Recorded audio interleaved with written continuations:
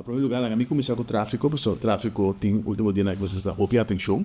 Nós começamos a mesura que nós no governo a mira a situação de tráfico no país Aruba, a situação bem hopi for man, nós mira aumento contínuo de hopi auto de nossa infrastructura, hopi mais auto, que significa também que tem mais reto.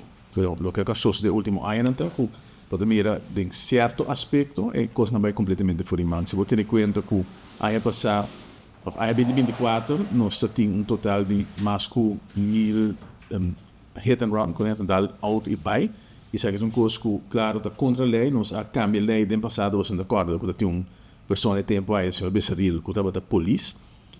Dal hit and run, vai esconder, laga influência, você não bisa com a mira, também vários caminhos. Então, a influência quita, mas depois é bem melta na polícia. Então, é uma coisa que tem um impacto na comunidade, quando decide cambiar a lei.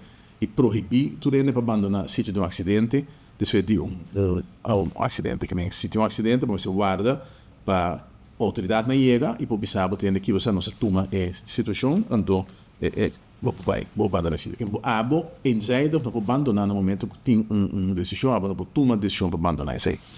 Consequentemente, nós mira com a corrida de trafico para a polícia, mas a polícia não tinha tools adequados para poder actuar contra o problema aqui. Para o acto efetivo acontecer, para usar dos meios que tem uma boa disponibilidade, por exemplo, mediante de câmara, etc., vamos aumentar o castigo para a autoridade por se mais melhor uso para expor o tipo de delito aqui. Isso significa que nós também aumentar castigo riba hit and run, também aumenta castigo riba ruculoso riding, que corre de forma irresponsável e causa acidente.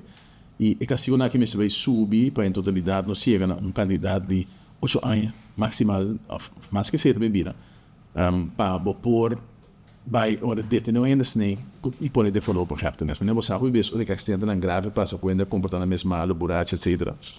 Que assim castigo não muito bom, eu bom por ter uma investigação e sei tem um impacto negativo na comunidade e pensei já não se manda uma produção cama de lei, para cambio de lei para a direção da wetgeving, mas espero que de dia na semana nós aqui no bureau mês tem algo ainda que trazer BC, então espero que dentro de pouco nós por anunciar isso. É importante para bisa também que depois que vem cambio na de strafvordering para se castigar na hora aumentar teve um ministro que acaba de passado, entre outros também para a posição de arma e depois que na cambio strafvordering último vai a delito na de mínima of maximal 8 anos de castigo para o punir desenvolver projetos, significa que a posição de arma também a caia foco, nós precisamos aumentar também o castigo por posição de arma, para ser able para poder desenvolver. Esse é even dois aspectos técnicos de lei, não começa a cambiar dentro de pouco.